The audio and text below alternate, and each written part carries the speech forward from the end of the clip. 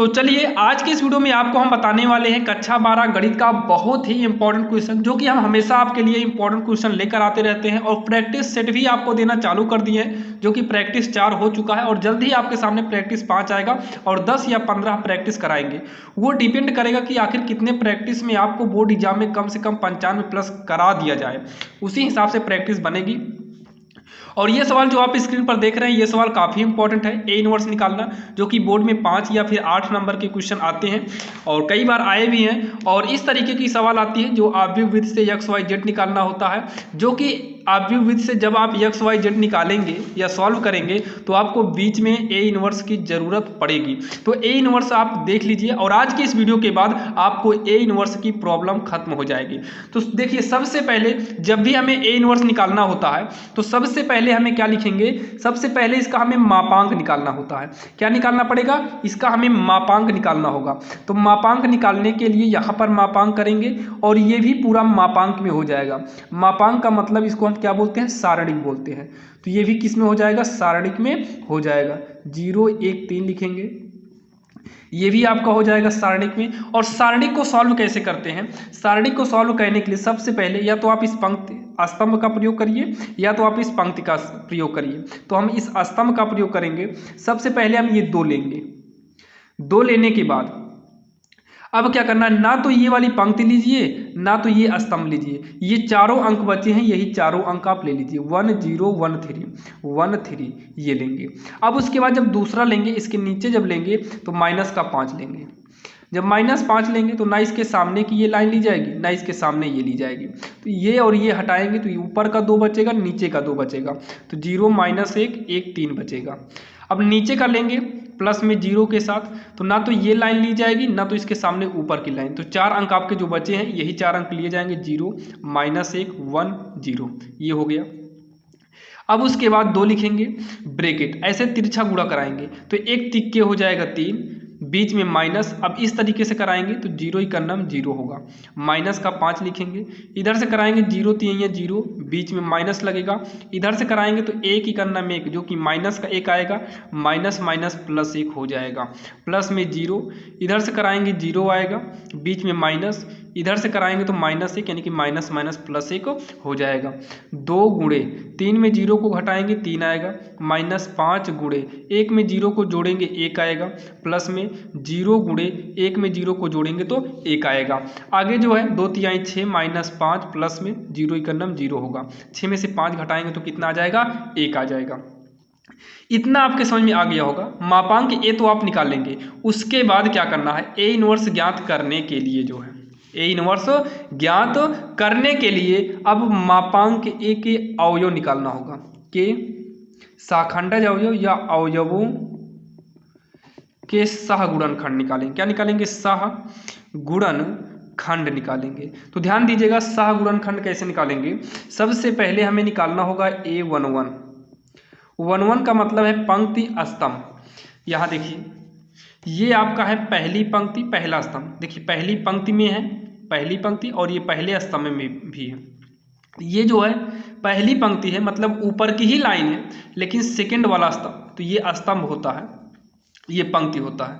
तो ये पहली पंक्ति का पहला स्तंभ था, ये पहली पंक्ति का दूसरा स्तंभ है, ये पहली पंक्ति का तीसरा स्तंभ है। तो पहले पंक्ति लिखा जाता है फिर स्तंभ लिखा जाता है। तो पहली पंक्ति का पहला स्तंभ है और इसी के साइड में हम पहली पंक्ति का दूसरा स्तंभ निकाल लेते हैं, फिर पहली पंक्ति का तीसरा स्तंभ निकालेंगे और नीचे दूसरी पंक्ति का पहला निकालेंगे, दूसरे का दूसरा निकालेंगे और दूसरे का तीसरा निकालेंगे, फिर तीसरे का पहला निकालेंगे, तीसरे का दूसरा निकालेंगे और तीसरे का तीसरा निकालेंगे। इक्वल लगा देते हैं।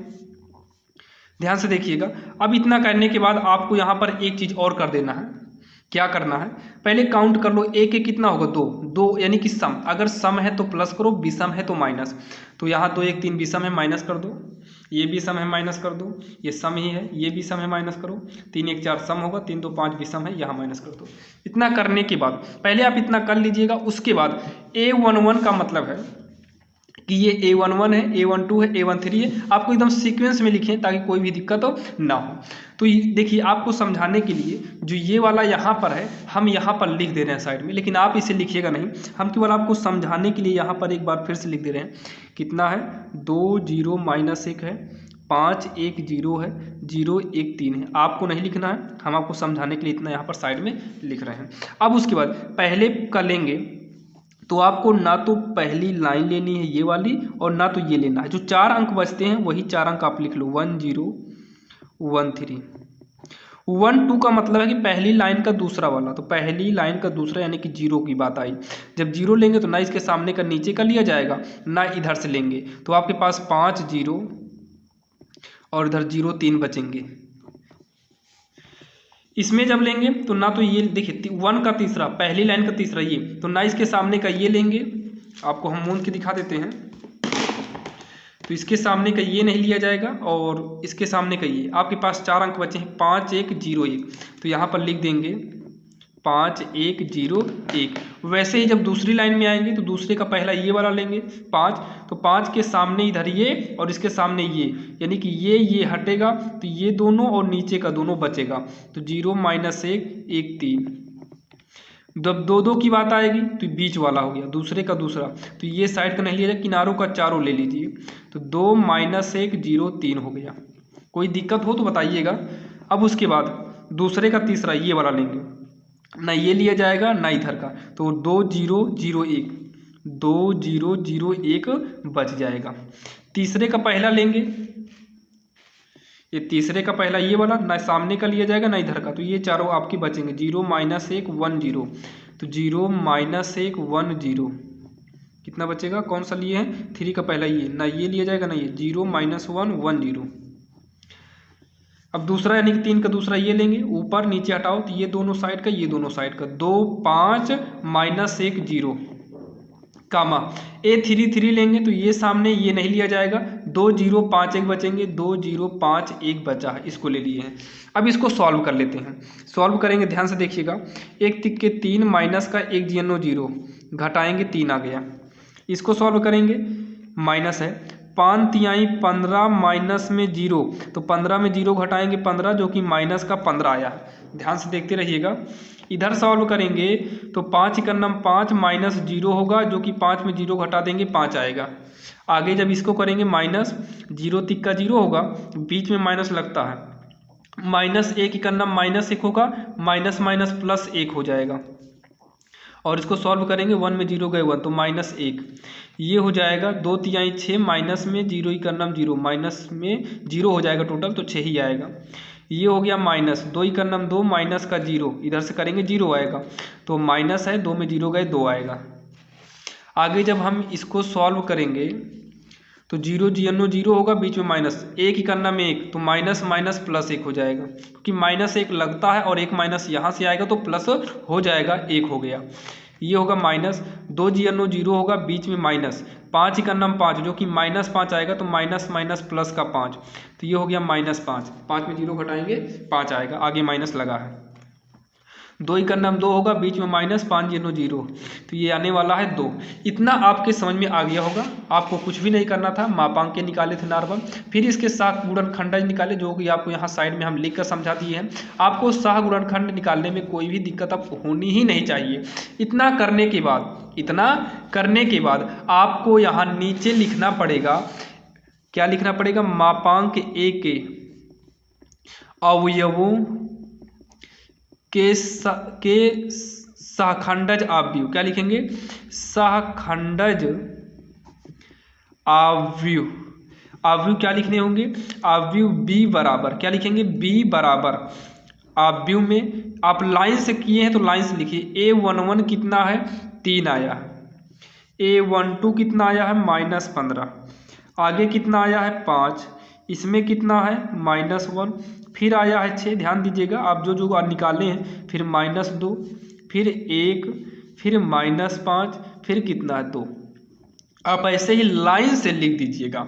अब उसके बाद हमें निकालना क्या है, एडजॉइंट ए, और सहखंडज आव्यूह जब निकालेंगे तो ये बी डैश में रहेगा, तो यहाँ पर भी क्या लगेगा, डैश, और इसको हम जब डैश से साइड करेंगे, डैश का मतलब क्या है कि जो इस लाइन में है यानी कि जो पंक्ति में है उसको स्तंभ में कर देंगे, 3 -15 5, और दूसरी लाइन में जो है ये दूसरे स्तंभ में कर दिया जाता है, और तीसरे में जो है वो तीसरे स्तंभ में कर देंगे, तीसरी पंक्ति में था अब किस में हो गया, तीसरी स्तंभ में हो जाएगा, पंक्ति से स्तंभ में चेंज कर देंगे। अब हमें निकालना है एडजॉइंट ए, और एडजॉइंट ए को बोलते हैं, नहीं ए इनवर्स निकालना है, तो ए इनवर्स बराबर हो जाएगा एडजॉइंट ए अपान मापांक ये फार्मूला होता है। तो सहखंडज मापांक ए के अवयव के सहखंडज आव्यूह जिसको हम बी डैश बोलते हैं ना, यही आपका होता है एडजॉइंट ए। यहीं आप लिख लेना साइड में, एडजॉइंट बी बोलेंगे इसे, लेकिन ए बोला जाएगा क्योंकि ए है तो ए ही रहेगा, एडजॉइंट ए। आव्यूह को ही एडजॉइंट ए बोलते हैं, इसी को ए डैश भी कह सकते हैं। तो एडजॉइंट ए जो आया है यही आपका है, तो ये वाला लिख दीजिए।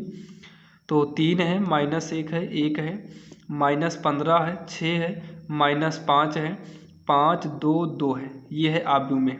और साइड में मापांक ए कितना था, मापांक में ए हम पहले निकाल लिए थे, मापांक ए का मान 2 आया है।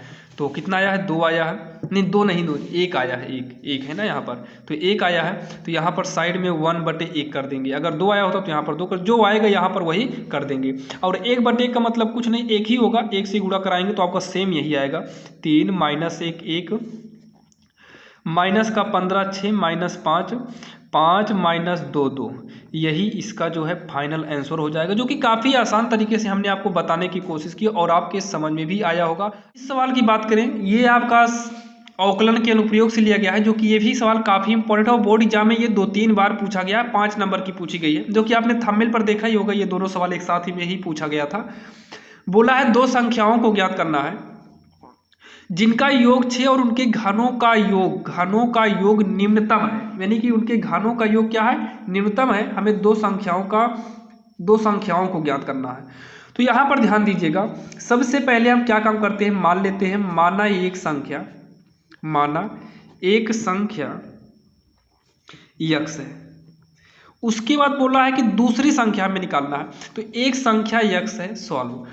दूसरी संख्या माना एक संख्या यक्स है, तब दूसरी संख्या 6 - यक्स होगी, क्योंकि बोला है ना इसके संख्याओं का योग 6 है। तो एक संख्या यक्स है तो दूसरी 6 - यक्स करेंगे, यानी कि दोनों संख्या योग, यानी कि टोटल कितना है 6। तो 6 में से पहली संख्या यानी कि एक संख्या को हटा देंगे तो हमें दूसरी संख्या मालूम हो जाएगी। तो एक संख्या यक्स हो गया, दूसरी संख्या कितना हो गया, 6 - का यक्स हो गया। उसके बाद यहाँ पर लिखेंगे माना दोनों संख्याओं के घनों का योग, ये बोला है ना, और उनके घनों का योग, तो दोनों संख्याओं के घनों का योग, तो इसको हम मान लो घनों का योग को हम यक्स दिखा रहे हैं। अब उसके बाद करेंगे दोनों संख्याओं का घन, तो पहली संख्या यक्स है तो यक्स क्यूब, ये बोला है ना उनके घनों का योग, तो यक्स का घन करेंगे, घन का मतलब क्यूब होता है, और प्लस में दूसरी संख्या का घन करेंगे, दूसरी संख्या, पहली संख्या और दूसरी संख्या का घन किए, उसका योग ये बोला था, घनों का योग निम्निष्ठ है, तो यस बराबर मान लिए हैं इसको। अब उसके बाद दोनों पक्षों में हम समाकलन कर देंगे। जब समाकलन करेंगे तो ds अपान यक्स के सापेक्ष करेंगे, dx अपान dx हो जाएगा, बराबर इसका करेंगे तो 3x² हो जाएगा, प्लस में जब इसका हम करेंगे 3 6 - यक्स का क्यूब होगा, मान लो ये यक्स होता तो 3x² होगा, तो वैसे यक्स के स्थान में पूरा किए हैं, और इसका अलग से करना पड़ता है। जब इसका अलग से करेंगे अवकलन तो 0 - यक्स का 1 होगा, तो 0 - 1 यानी कि माइनस का 1 आ जाएगा। आगे सॉल्व करेंगे तो ds अपान dx इक्वल 3x² होगा, ये माइनस आगे चला आएगा तो 3 6 है 6 - यक्स का स्क्वायर, ये हो गया आपका। और इसमें जो है निम्निष्ठ बोले या उच्चिष्ठ बोले तो इसमें आपको 2 बार अवकलन करना पड़ता है। तो यहाँ पर हम पुनः यक्स के सापेक्ष अवकलन कर देंगे, पुनः यक्स के सापेक्ष अवकलन करने पर, जब पुनः अवकलन करेंगे तो इसका स्क्वायर होगा d² यस अपान dx² इक्वल में इसमें करेंगे 3 x² का करेंगे तो 2x आएगा, घात आगे आएगी, घात में कम करेंगे 1 माइनस इसमें 3 गुणे घात आगे आएगी, इस घात में हम क्या करेंगे 1 कम, तो 2 में 1 कम करेंगे 1 होगा, और ये यक्स अकेले होता है तब ऐसा कंडीशन आता है। यहाँ पर डबल है तो इसका फिर से करेंगे तो 0 - 1 यानी कि -1 ही आएगा। तो डी स्क्वायर यस अपान डी एक्स स्क्वायर इक्वल 3 दूनी 6x होगा माइनस में 3 दूनी 6 ब्रैकेट में 6 माइनस एक्स, इस माइनस का गुणा करा दो, माइनस माइनस क्या हो जाएगा प्लस हो जाएगा। यहाँ तक तो आपको कोई भी दिक्कत नहीं होगी। अब उसके बाद बोला है निम्नतम मान निकालना है, तो चाहे निम्नतम कहे चाहे उच्चिष्ट कहे, तो यस के उच्चिष्ट या निम्नतम मतलब निम्निष्ठ, तो यहाँ पर लिखेंगे उच्चिष्ठ या निम्निष्ठ मान के लिए ये होता है ds अपान dx इक्वल 0। लेकिन यहाँ पर ये और कुछ सॉल्व होगा क्या, देखिए तो 6x प्लस में 6 छंग 36, 6 का नाम 6x, तो ये इससे कट गया, कितना आया 36। अच्छा 36 प्लस में आया है ना, तो ये प्लस है, तो ये जो उच्चिष्ठ निम्निष्ठ लिखे हैं प्लस के लिए निम्निष्ठ होता है और माइनस के लिए उच्चिष्ठ होगा। ध्यान देना विपरीत चिन्ह से, जैसे निम्न होगा प्लस के लिए और उच्च होगा माइनस के लिए, तो यहाँ पर ये मान ऑलरेडी क्या है निम्निष्ठ ही है। अब यहाँ पर लिखेंगे ds अपान dx बराबर 0, तो ds अपान dx के स्थान पर हम यूज करेंगे जो पहले आया था ये वाला 3x स्क्वायर माइनस का, यहाँ पर लिख लेंगे 3x स्क्वायर माइनस का कितना है 3 है, यहाँ 3 ब्रैकेट में 6 माइनस एक्स का स्क्वायर है इक्वल का 0। दोनों में कॉमन क्या हो रहा है, देखिए 3 कॉमन हो रहा है, केवल 3 होगा, तो एक्स स्क्वायर माइनस का यहाँ 6 माइनस एक्स का स्क्वायर हो जाएगा 0 इक्वल में 0, और इस 3 को उठाकर उधर भेज देंगे तो 0 हो जाएगा। तो एक्स स्क्वायर माइनस ये 6 का स्क्वायर 36, यानी कि a माइनस बी का होल स्क्वायर पे करेंगे, प्लस में एक्स स्क्वायर माइनस में 12x होगा इक्वल 0। ये 3 इधर चला आया है, एक्स स्क्वायर माइनस 36 होगा और minus x square minus minus plus 12x equal 0, तो एक्स स्क्वायर से एक्स स्क्वायर कट गया, माइनस 36 प्लस में 12x इक्वल 0, तो 12x इक्वल इधर आएगा प्लस का 36, बर्थ यही हो गया 36। x बराबर कितना आ गया 3, तो एक संख्या कितना आ गया 3, तो x बराबर 3 यहीं पर लिख देना आगे, x बराबर 3 पर यस का मान। अच्छा बताओ निम्निष्ठ आया कि उच्चिष्ठ, जब ये मान प्लस में आएगा तब निम्निष्ठ होता है, और दोबारा अवकलन इसीलिए करते हैं ये चेक करने के लिए कि ये प्लस में इसका आंसर आएगा कि माइनस में, प्लस में आया तो निम्निष्ठ और माइनस में होता तो उच्चिष्ठ, तो यहाँ पर मान निम्निष्ठ होगा, तो लिखेंगे x बराबर 3 पर यस का मान निम्निष्ठ है। और उसके बाद आप लिखेंगे अतः, ये बोला था 2 संख्याएं ज्ञात कीजिए, अतः 2 अभीष्ट संख्याएं, पहला तो ये 3 आ गया, दूसरा चेक करो x कितना है 3, तो x 3 आया है, और यहाँ पर भी 3 रखोगे तो 6 में से 3 गए 3 आएगा, यानी कि x 3, तो दोनों 3 आया है, तो 3 और 3 है। अभीष्ट संख्या क्या है 3 और 3, यानी कि दोनों 3 आया है, और यही इसका हो जाएगा आंसर, जो कि काफ़ी आसान था। आपको निम्नतम उच्चतम निम्निष्ठ उच्चिष्ठ मान पर आधारित हर बार एक सवाल पूछता है जो कि 5 नंबर का रहता है, और कभी कभी इसमें की सवालें 8 नंबर की भी आती है, तो आप पढ़ लीजिएगा। यूपी बोर्ड में तो 8 नंबर आ जाता है और बाकी यूपी बोर्ड में 5 नंबर तो कन्फर्म हर बार आता है, तो आप इसे अच्छे से पढ़ लीजिएगा और पहली सवाल भी देख लीजिएगा, वो भी इंपॉर्टेंट है, और आपको ऐसे ही इंपॉर्टेंट क्वेश्चन हम देते रहते हैं। अगर आप चैनल पर नए हैं तो चैनल को सब्सक्राइब कर लीजिए, और आज के दिन जो है प्रैक्टिस सेट नहीं दे पाए, प्रैक्टिस सेट आपको कल मिल जाएगा। और आप लोगों ने कमेंट किया था हिंदी के बारे में, तो हिंदी के बारे में भी एक वीडियो 2 वीडियो लेकर आएंगे, जो कि मैथ पे ही ज़्यादा हम देते हैं। हिंदी कल आएंगे, आपको हम बताएंगे, अगर आप उस रूल को सीख लेते हैं तो आपको 100% करें हिंदी में पास हो जाएगा। और इंग्लिश में अगर आप बिल्कुल भी नहीं आता आपको, तो उसके लिए हम एक लिंक दे दे रहे हैं डिस्क्रिप्शन में, आप जाकर वहाँ पर देखिएगा, बिना पढ़े आप अंग्रेजी में पास हो जाएंगे। बस आपको लगभग 1-2 दिन मेहनत करनी होगी, थोड़ा बहुत, बस आप अच्छा नंबर पा जाएंगे। तो चलिए मिलते हैं किसी अन्य वीडियो में, तब तक के लिए जय हिंद।